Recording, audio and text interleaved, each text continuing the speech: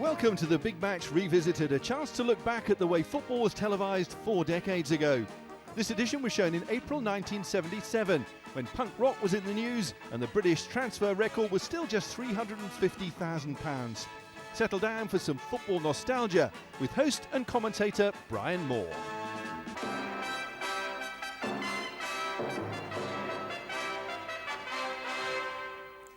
And welcome. Today on the Big Match, we've got the perfect chance to take a closer look at the tense and confusing situation at the bottom of the First Division as some 8 or 9 clubs battle to stay clear of relegation. Spurs and Sunderland are two of the sides in deepest trouble, and their meeting at White Hart Lane is our main match today. And then there's West Ham, one off the bottom of the table before yesterday's game. We follow them for their match at Newcastle United. And then the club at the very bottom, Bristol City, their exciting match yesterday at Norwich.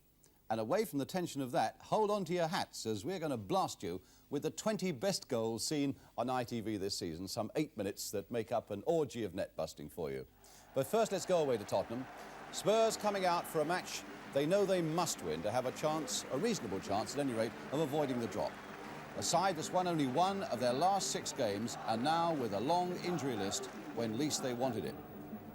So quite a problem for them. Spurs now without Jimmy Holmes, their new signing from Coventry. That just adds to their problems. He's got an ankle injury. But at least Spurs do have Ralph Coates and John Pratt fit after taking recent knocks. As for the visitors, Sunderland, everything's going their way at the moment. They're getting the results and they're not getting injuries. So they can field an unchanged side. Tony Towers, who came into the side at Easter, he stays as captain. So a test of nerve and character for several youngsters in those two sides. Like Mickey Stead, who takes the place of Jimmy Holmes for Spurs. Like Glenn Hoddle, still in his first full season for Spurs. And the same can certainly be said of 18-year-old Kevin Arnott in the Sunderland midfield, of 20-year-old Sean Elliott, and for the Sunderland number 11, Gary Rowell. The referee today at White Hart Lane, Ray Tosland, he comes from Kettering, and the crowd there at Tottenham, 34,000.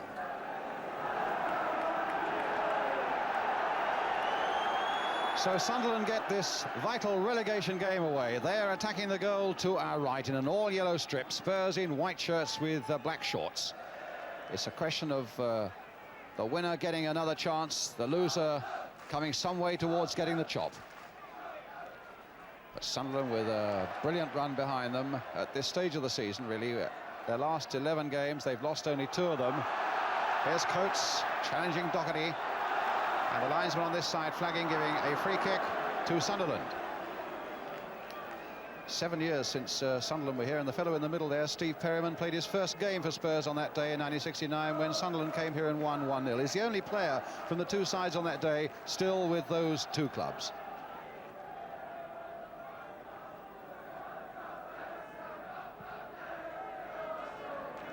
John Pratt's header, doubtful all week he was. Here's Taylor. Rowell on the far side, number 11, a foul by Pratt on him, giving Sunderland another free kick.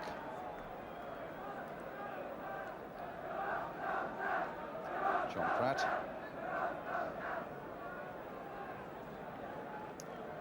And Joe Bolton with this free kick for Sunderland. Lifted high into that Tottenham penalty area, and it was Mickey Stead who got the header away. Here's Towers. Played this time for the number 4, Kevin Arnott. And here's Naylor. Taylor. Oh, and he didn't get that one. Ashurst with a shot. And Barry Daines forced to go down there. Bounced just that little bit awkwardly in front of him. Ashurst taking that shot well as it opened up for him. And Daines at least pawing it away. Hit forward towards Jones again. Nodded into the middle there for Taylor. Touched on this time for Coates. Coates feeling he was pushed in the back there a little bit. Oh, and a bit of pushing and shoving there with the referee didn't see, and maybe he saw just the last of it between Sean Elliott and Peter Taylor. This is Arnott leaving it for Lee. Towers. Arnott again, nice touch. Elliott. No, there's a little bit of needle there already. Towers and Taylor very nearly beginning a flick up there, and Peter Taylor involved in both those little incidents. Free kick to Sunderland. Mike Doherty with it. Played short for Tony Towers. Hoddle getting in there, a touch to Pratt, back to Hoddle again. The way back to Daines is barred though.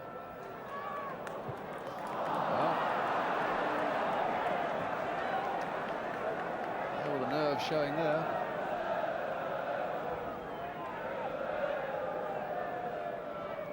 Kevin Arnott, only signed professional for Sunderland in December. Here he is, number 4. Brilliant young prospect, and Peter Taylor getting in hard. The throw given to Sunderland. Doherty with it. Claiming he's got nobody to throw it to, and the referee, I think, will want a bit of action fairly quickly. And Arnott.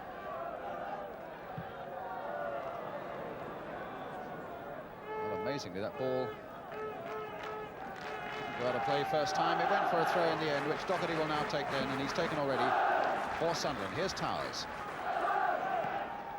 Crossed in and cut out by Perryman. The long ball away to Chris Jones. Chested down for John Pratt. Played on forward for Jerry Armstrong to chase. Waldron's there with him. Waldron trying a back pass, and Armstrong, well, he almost got in there. And Waldron looking just a little lethargic there as Armstrong challenged him. And in the end, it needed a save from Siddle. So, corner to Tottenham. Coates taking it. Spurs have brought men forward. And Sunderland brought them back. Hoddle just getting in there and getting in there well. And an offside, which the referee gave because the linesman was still scurrying to get back into the right position. But the referee, Ray Toseland, it was the linesman who was scurrying, but Ray Toseland was perfectly placed to see that it was offside.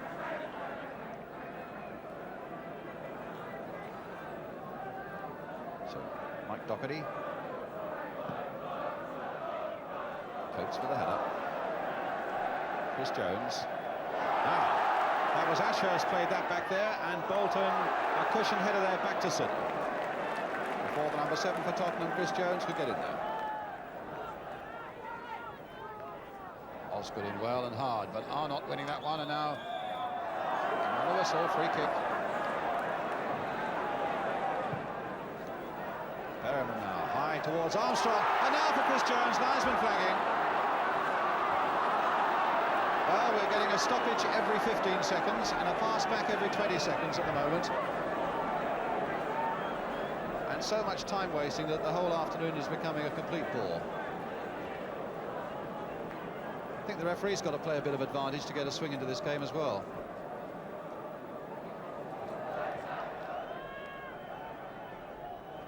Osgood really stretching to get up there. And a throw to Sunderland.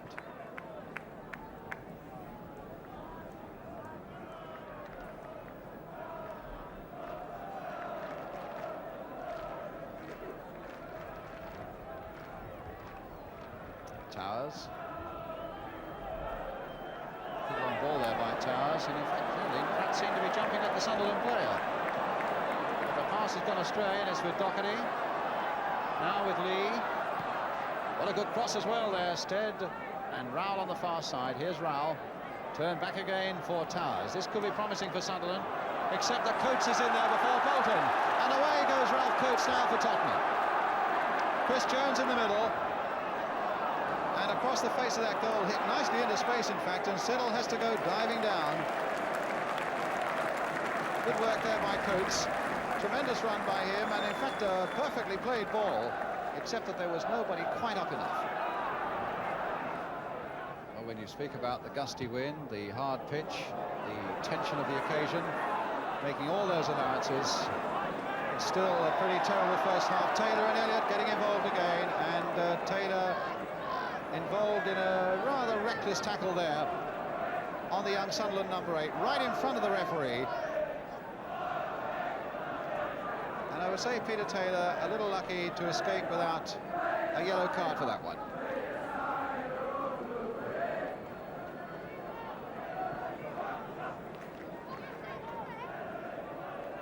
Waldron.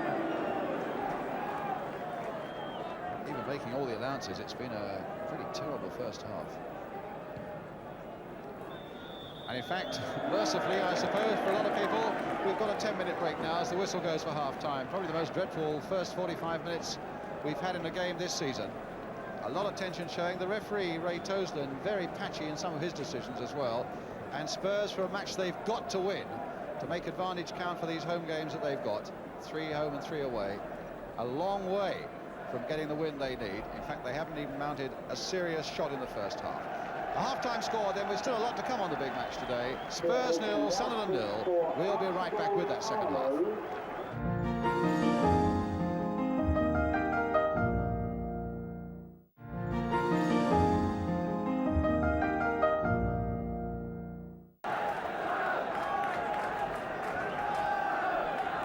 Welcome back to White Hart Lane, and surely in this second half it can only get better.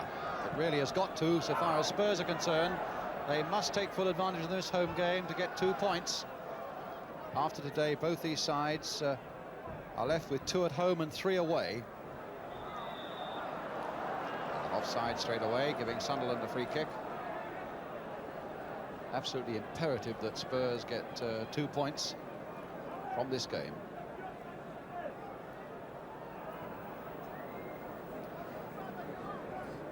Waldron with the free kick for Sunderland. Instead,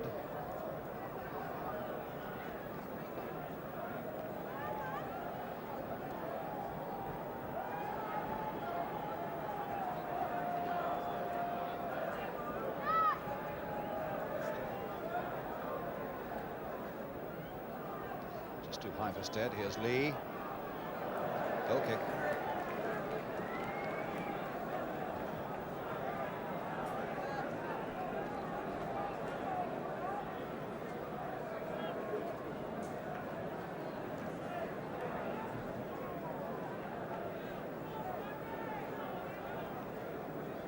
Danes with the kick.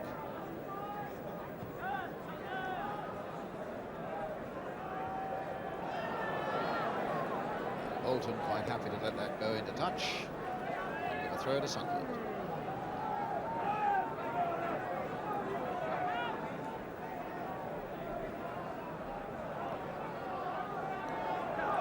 Trying to get in there, Lee holding him off. Naylor getting in there, but still Lee holds him off. Towers finding Doherty. Chipped on in there again towards Mel Holden. Pratt away, but not very far. Pratt trying to get in there again, and again not getting it away very far. Gary Rowell playing it wide this time for Kevin Arnott. And wide now for Tony Towers. Oh, they're having a flick up again there. And Holden's goal!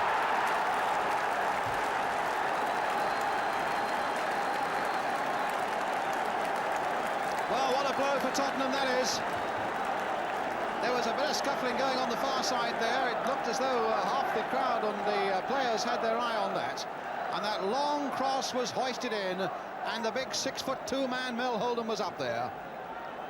And although Barry Daines just got a hand to it, he couldn't stop it just going inside the post. Spurs 0, Sunderland 1. And here's the man, Mel Holden, who has scored a priceless goal for Sunderland and really made things very awkward indeed now for Spurs. It's the man. And Barry Daines, a valiant dive across his goal, but he got that left hand to it. Well, there are a few Geordies down here, a few Wearsiders, and they'll be overjoyed at having made the trip to see their side go 1-0 to the lead. Here's Holden again. Osgood played on for Taylor. He's all right, he's onside. Waldron was playing him onside. Not a good cross. In fact, it was a terrible one.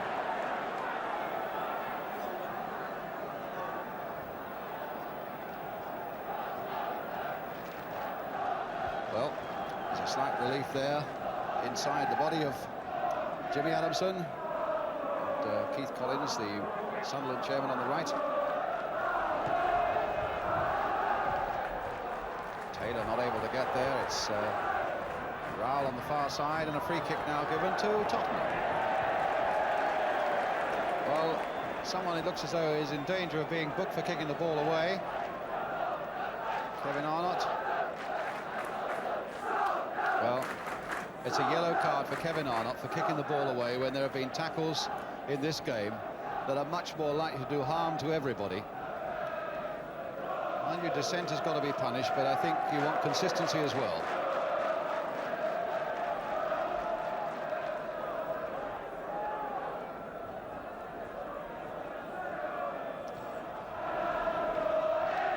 Jones trying to find Jerry Armstrong. Bolton playing it.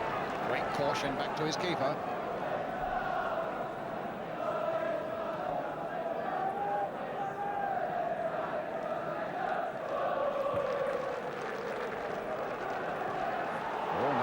There by Lee for Arnott, chipped in again. This must be number 2, and it's Holden, and he's missed it, and it's nodded away by Pratt.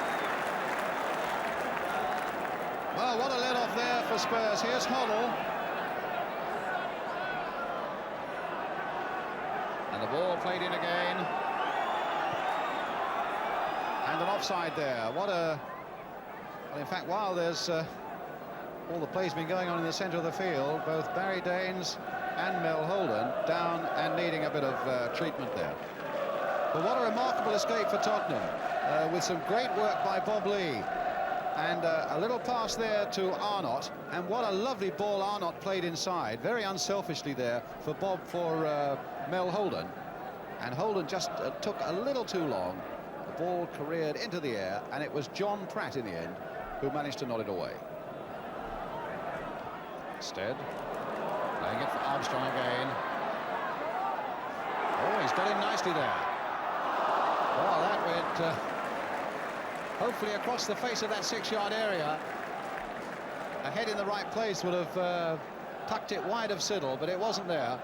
In fact, he did very well to burst between those two Sunderland defenders, did Armstrong. I'm not quite sure what he was intending to do with that shot come centre.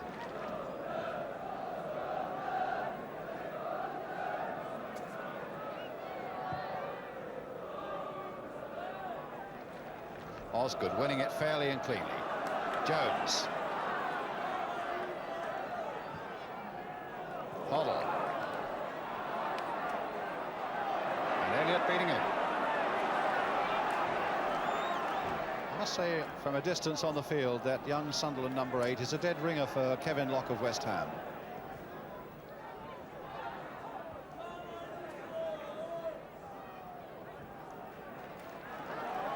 Here's Naylor. Walden up there, looking very secure. There's Stead getting in. Now can Hoddle get this one over? He's got 1 or 2 Spurs players up if he can get it over, which he succeeded in doing, but it wasn't a very good cross. Towers quite easily able to nod it away. A throw to Tottenham.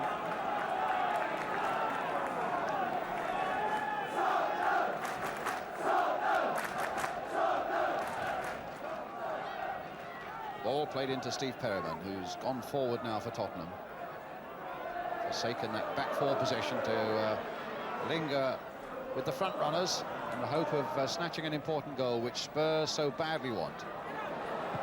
Again, they've played everybody offside.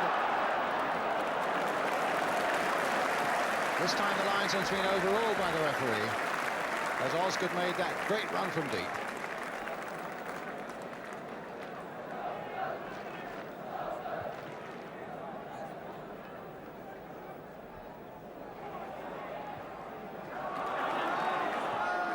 Hoddle. Armstrong played on for Chris Jones. Now here's a chance for a Tottenham equaliser. Oh, and what a goal! A beautiful equaliser by Jones. 1-1. My word, he took that well.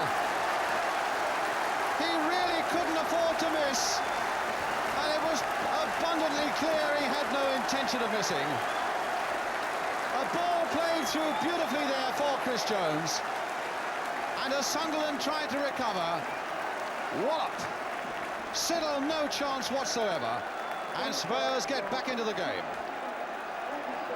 Spurs 1, Sunderland 1, and Chris Jones, the man who scored it. There he is, 2 goals last week against Queen's Park Rangers, and now he's looking for another one.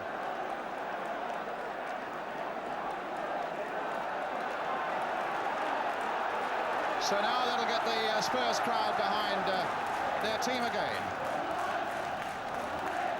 And it makes you wonder whether the pendulum is going to swing Tottenham's way now. They really hadn't carved so much as 1 half chance into this game.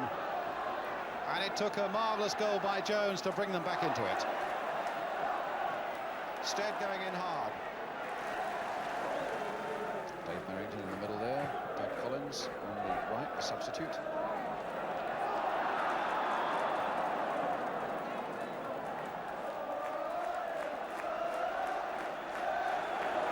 Look at the banners behind that goal now from the Spurs fans.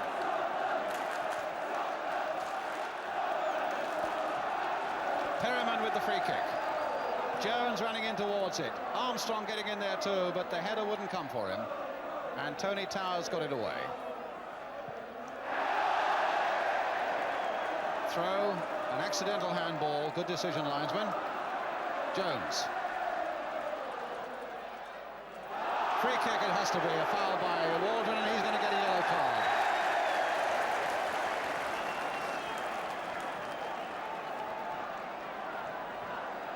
So suddenly there's a bit of hope on the horizon for Tottenham. From being slowly squeezed out of this game, stifled by Sunderland and really by their own inadequacies as well, Tottenham. One moment of brilliant attacking football has given them a chance to get into this game again at 1-1 and to go searching for the 2 points that they must take from this game at White Hart Lane. Coates and Naylor, the men behind this free kick. And it's Naylor chipping it deep towards Armstrong on the far side. Hoddle couldn't get in there. Bolton with every chance of getting it away. Tottenham throw with Pratt. Hoddle nodding it on there towards Jones. Inside this time for Armstrong. A touchback for Perryman. And Taylor onside. But the ball played just a little too firmly ahead of him.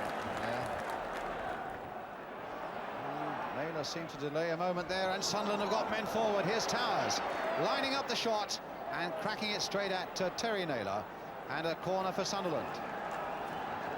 Well, that looked very ominous there for Tottenham, because very quickly indeed Sunderland had got about 3 or 4 men up. Here's the corner now. Hit in low this time. Osgood getting it away. Hoddle not quite getting there. Arnott instead for Sunderland. Nice little chipped in there. And it's there by Rao. No, disallowed.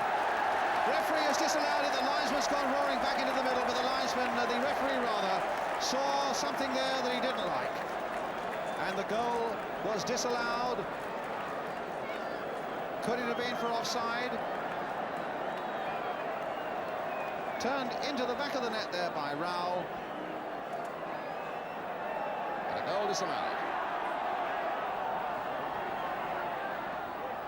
That's a corner. Coming to the last seconds.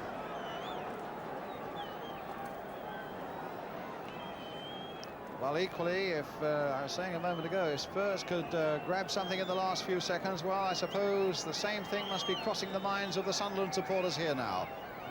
As Towers takes that corner towards the near post. Naylor. Waldron playing it for Arnott, and an offside.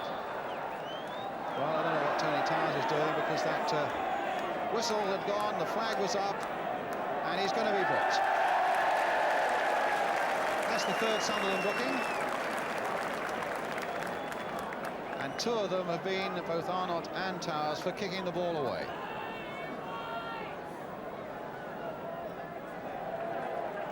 Naylor with the free kick. Jostling there between Jones and Waldron. Here's Perryman. Now Stead. Osgood.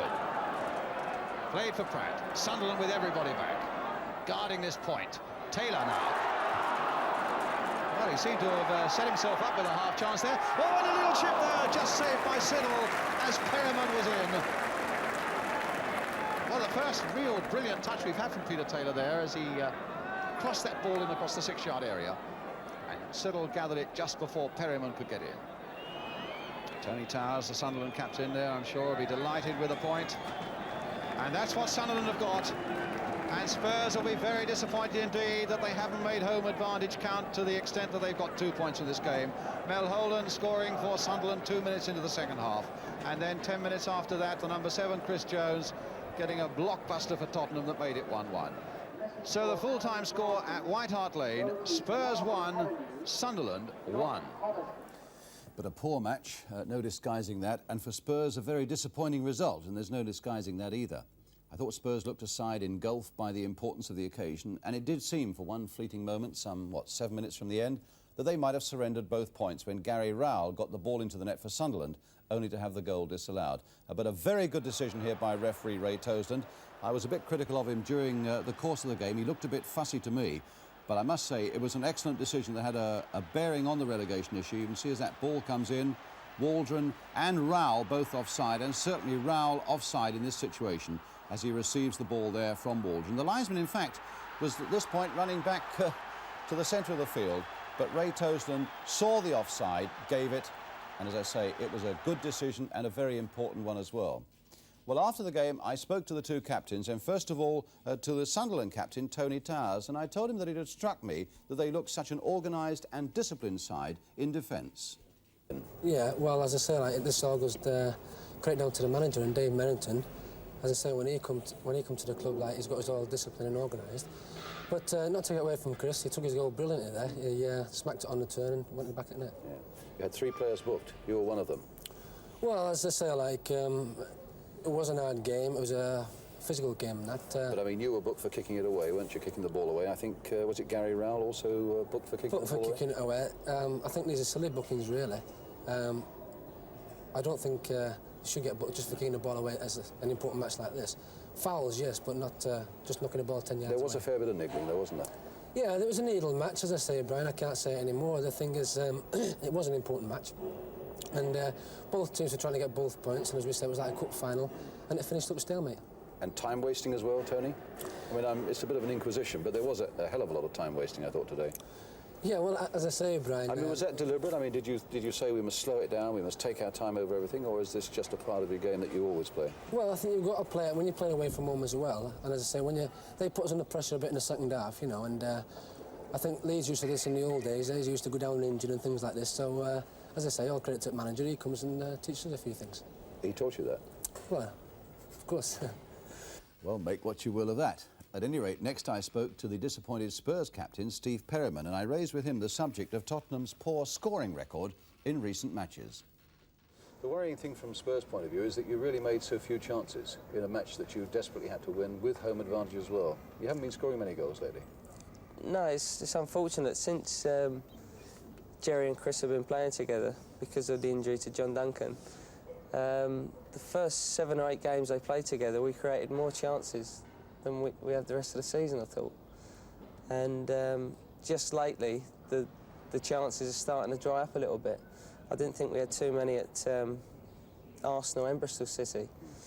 But, and really today, it wasn't until we pushed a few up that we created a few more chances towards the last, 25 minutes of the game. In fact, you pushed yourself up, didn't you, when you went the goal down? Yeah, well, it's not, being 1 goal down, it's not really worth having a spare player at the back. And just being an extra player creates a lot of pressure on them. And obviously would have liked to have won, but it wasn't to be.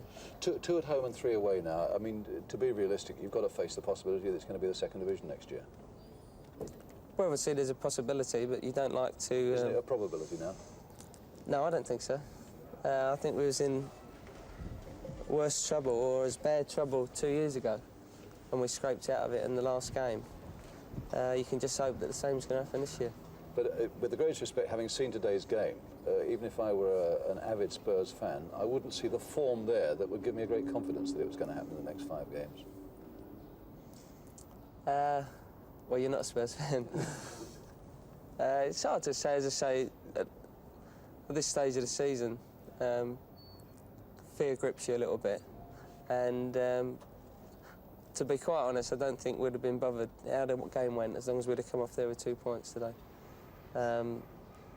Looking forward to next year, patting a player or anything, as long as we got 2 points, we wouldn't have cared. What do you feel about 2nd division football? Well, if it's to be, it's to be. There's plenty of good players playing in the 2nd division, and as I say, if it comes to it, it comes to it.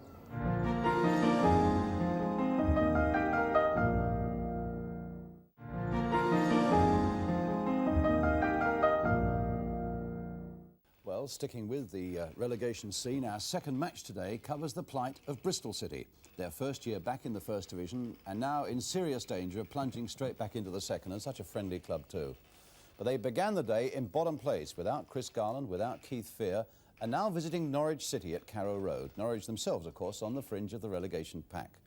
So, Norwich City against Bristol City, covered by Anglia. Commentator Jerry Harrison. Norwich are in the lighter shirts. Tainton beats Steele there, and Sullivan gets one down the wing. Easy one for Collier, though. And Powell will come across. Well, as John Bond said, it's vital that Norwich do well in midfield. Only 2 or 3 movements they've had so far. Nice touch by Billy Steele. Space here for Sullivan. This is in for Gibbons. Knocked back for Martin Peters. Good shot! Oh, what a powerful volley that was. How to break the deadlock by Martin Peters. What a fantastic goal there. Worked on the left. The cross in from Sullivan. Gibbons flicks it back.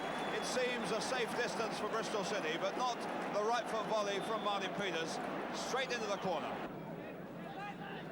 Gibbons a foul man on the left of Jones as he shapes for this. Reeves just inside him. Martin Peters just on the edge of the area. Suggett and Neighbour wide on the right. In goes Gibbons. Gets it. Merrick is next. Ryan. That's a hard one for Steele. With Tainton, he's done well. That's quite reasonable control. He needs help. He's got it down the flank here from Ryan. Inside to Gibbons. Gillis worked hard for it. Steele again. Now Peters has got an opening. Good, accurate, sharp shot. And Shaw had to get down there very fast. Not the fierce drive of that opening goal, but the accurate shot there. And really Shaw didn't have to move to get to that one. That was certainly going in. And a corner with Colin Suggett to take it. Jones coming in from the far side. Flick back by Peters. And away in desperation by Bristol City. With Clive Whitehead trying to wait for support. He's got it behind him and square of him. 2 players over here, Jerry Sweeney and Don Gillis. 3 Bristol players in the penalty area now. Up goes Ritchie, leaves it for Whitehead. Now for, yes, for Cormac. How on earth did that one come clear across the face of the penalty area for Cormac? And a clear-cut drive there. Ritchie with Jones.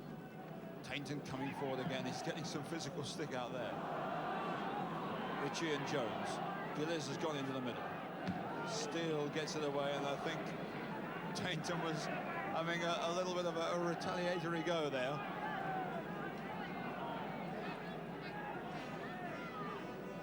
Now it's Whitehead. Ritchie getting in there. Now Cormac. Now it's coming to Gow. Oh, it hit the post and Keelan was beaten. What a terrific drive from Jerry Gow. His luck is in. His is out. And what a terrific drive. Square onto his left foot. Whack. Keelan went down, but he was beaten. Not a great ball. And indeed, Reeves was penalised on top of that for offside. Well, at 19, when you've had a few good games in the first team, you can afford to have 1 or 2 less good. Merrick, good drive. That was Gillis coming over the top of Peters. Sullivan away. Now into the last anxious 6 or 7 minutes. So who's going to pull the masterstroke here, if anybody? Sullivan pushing one forward. Reeves is going well. Good control. Oh, what a goal! What a fantastic goal by Reeves. What a thrilling through pass too by Colin Sullivan. Amazing from this 19-year-old, and he'll be the first to admit it's the first thing he's done the whole of the game. 6 minutes from the end. He takes a terrific through ball from left fullback Colin Sullivan. Nice bit of control. He's only a second to pull it down. Hits the post and tantalisingly over the line. 2-1. So Bristol City beaten 6 minutes from the end, and that really is the agony of relegation football for you. But now it's that feast of goals I promised you at the start of the programme. Next week, of course, we start our annual Golden Goals competition. Today, you've got nothing to do but sit back and enjoy 20 of the best goals we've had on ITV. And in a season when we've been lucky to pick up so many good goals as well. So here we go then, starting at the beginning of the season, and this is Terry Brisley scoring for Millwall against Chelsea.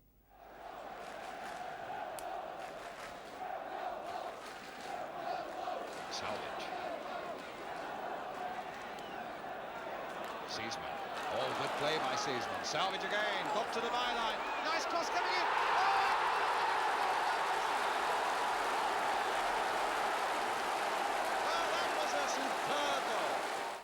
Goal 2 by Peter Spiring. This is for Hereford against Nottingham Forest. Leighton's header. Neil for Davey. Coming away from McGovern. And Binks in. Davey in there. Now he looks up for number 10. McNeil goes far post. In fact, for Spiring. What a goal! Yes, indeed, Peter Spiring. There wasn't much wrong with that. Goal 3. Bob Latchford got this one for Everton against Stoke City.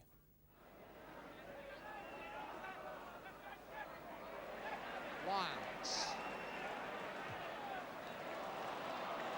Very good ball for Goodless. Taking on Marsh and playing another lovely cross. Oh, what a goal! Now that's football. Goal 4. This is by Rodney Marsh for Fulham against Hereford United. Now it's John Evanson for Fulham. Played inside for Marsh. Looking around, seeing who he can pick up. Decides to go one in. Oh my goodness, what a goal! Oh, what a tremendous goal by Marsh. Goal 5. Here's Derek Hales, then of Charlton Athletic. This came against Hull City. Colin Powell for Charlton. To Hales. A little touch for Hunt. Powell again. Long raking stride. Warman. Powell has continued his run. And Warman couldn't quite pick him up, but now he has. Well, he's gone past him. And he's got a good cross in. Oh, what a goal! Hales again! Goal 6. This is Alex Cropley for Aston Villa against Sunderland.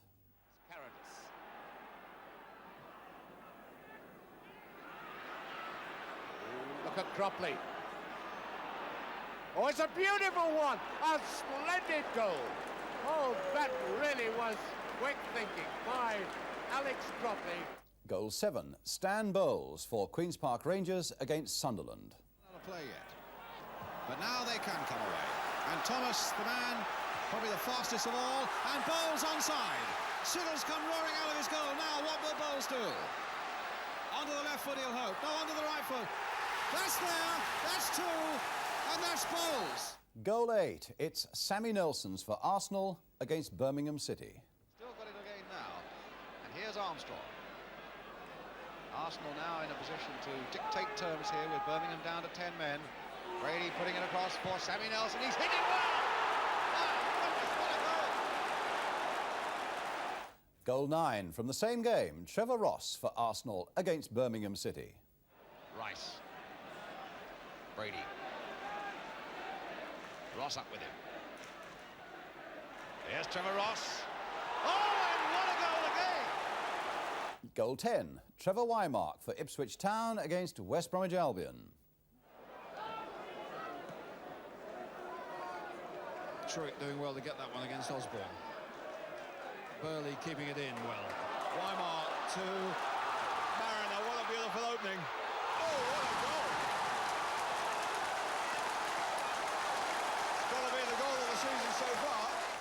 Goal 11. Paul Mariner for Ipswich in the same game against West Bromwich Albion. Forward goes Mills. Giles takes it off him, but Walker's in there hard. Wymark And Mariner waiting for help. Mariner on his own. Oh, what a goal! Goal 12, Steve Carter for Notts County against Fulham. Scandal. Thought about a pass back and thought better of it. And in fact found a nice little pass here now for the number 7, Steve Carter.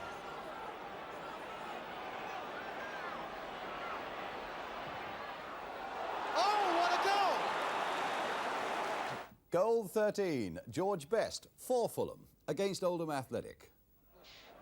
Slough. Brings it well. Heading low towards Bell, and here's Best. Now, is this going to be the moment for George Best? There's a little chip, and it's there by Best. Goal 14, Paul Mariner again, this time for Ipswich against Liverpool. Mariner coming off the near post. There's Hughes coming for Wymark. Up goes Mariner. Goal 15, this is Kenny Stroud for Swindon in the Cup against Everton. Moss.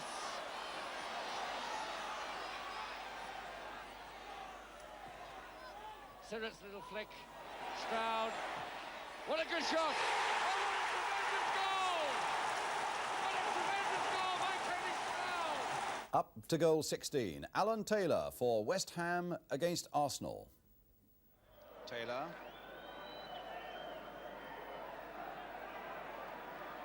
Nice turn. The pass to Jennings. The touch for Rookie. Tulakowski has come up quickly on this side. Here he is. Lampard's gone up as well to join him. That's the ball aimed for Frank Lampard. Armstrong shrugged off that ball by Lampard. Good chance! Oh, and a brilliant goal! A brilliant West Ham goal by Alan Taylor. Goal 17, David Fairclough got this one for Liverpool against Saint-Etienne of France. And Fairclough is onside. This now could be interesting. Fairclough!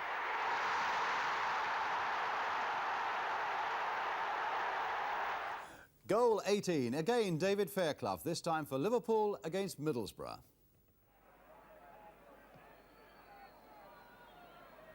Fairclough.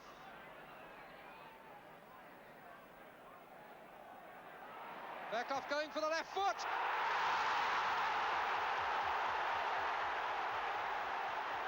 And goal 19, Dave Watson's for Manchester City against Ipswich. 11 of the Ipswich players like a bed of daffodils in that penalty area. Corner from Barnes and a beautiful header! Dave Watson! And goal 20, Ronnie Goodlass for Everton against West Ham United. Devonshire. Oh, he didn't quite clear Latchford. And now a good run now for Goodlass. Oh, when he's seen. Oh, and he's a goal! What brilliant thinking there by Ronnie Goodlass. Well, that's our top 20. And next week on the big match in our special Cup semi-final edition, we shall get our Golden Goals competition of 1977 underway. I think having seen those goals, you'll understand just how difficult it's going to be to find those 6 finalists. You might even have to find a place for Martin Peters and Chris Jones in the action as well.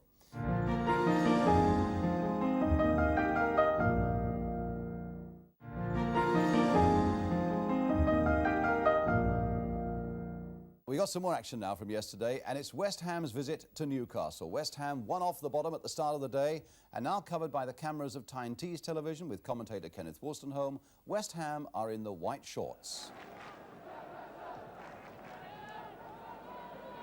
Bradford.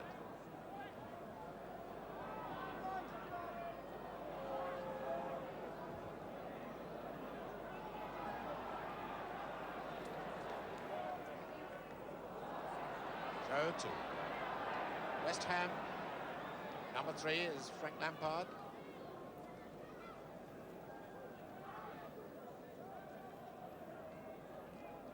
Robson. Alan Taylor. Pike. Devonshire. Oh, and Newcastle in terrible trouble. Brooking. Pike.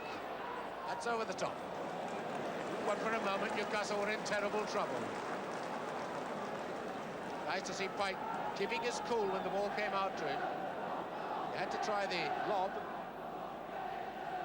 Newcastle just a touch away from being a goal down. Back to Nolte.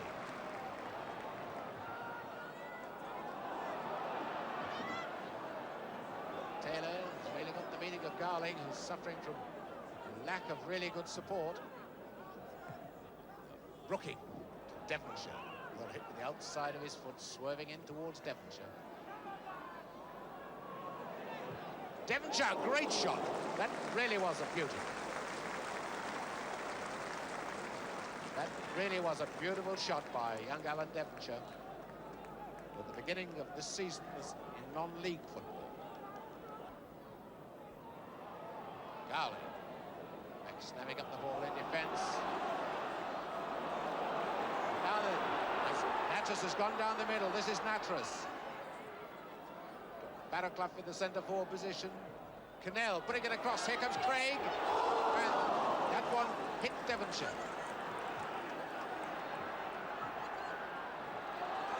Barrowclough, number 7. And is it a goal from Garling? Yes.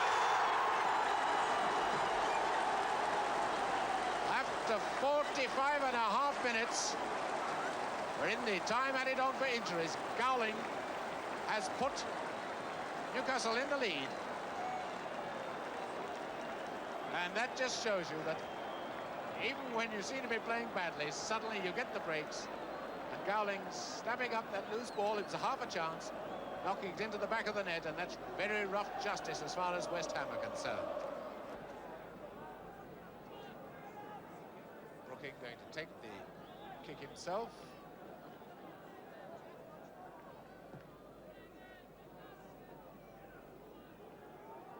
Tommy Taylor. Well, he must have been looking for one of his own players there. All he found was Mickey Burns. This is Natras. Burns racing down the middle. Barrowclough's come in as well. Oh, and a great shot by Natras. And an equally great save by Mervyn Day. That really was football at its best. West Ham piling on the pressure, and then the ball is suddenly switched. The bad pass from Tommy Taylor, and it goes Natras and races 60 yards and forces Day to a great save.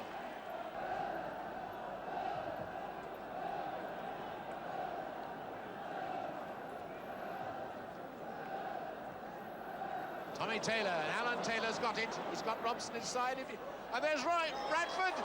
Oh, what luck can you have? Radford getting his head to the ball.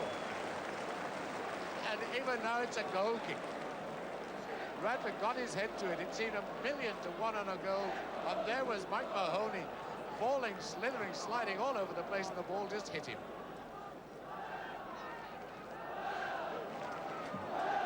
Running off the ball by McCaffrey.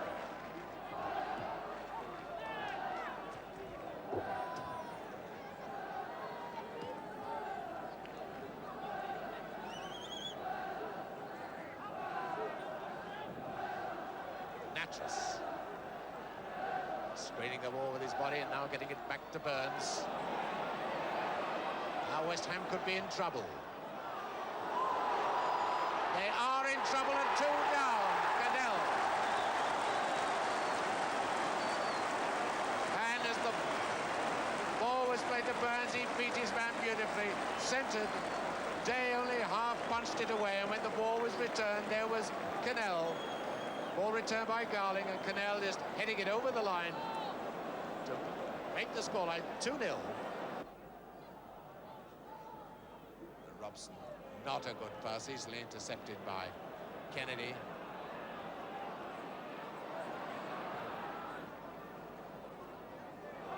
Burns flicked right off his toe by Frank Lampard at the expense of a corner. Since their second goal, in the 67th minute, Newcastle United have really been on top.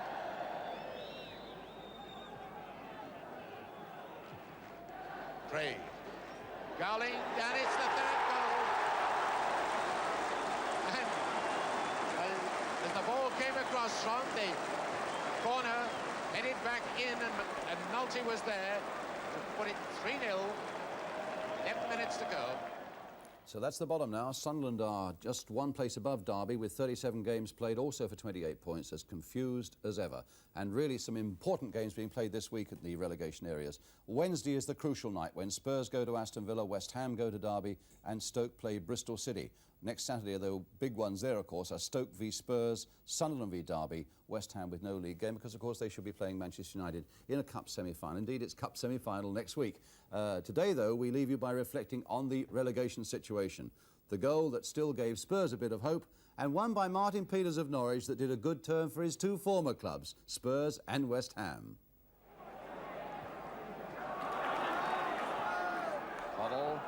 Armstrong played on for Chris Jones. Now here's a chance for a Tottenham equaliser. Oh, and what a goal! This is in for Gibbons. Knocked back for Martin Peters. Good shot! Oh, what a powerful volley that was.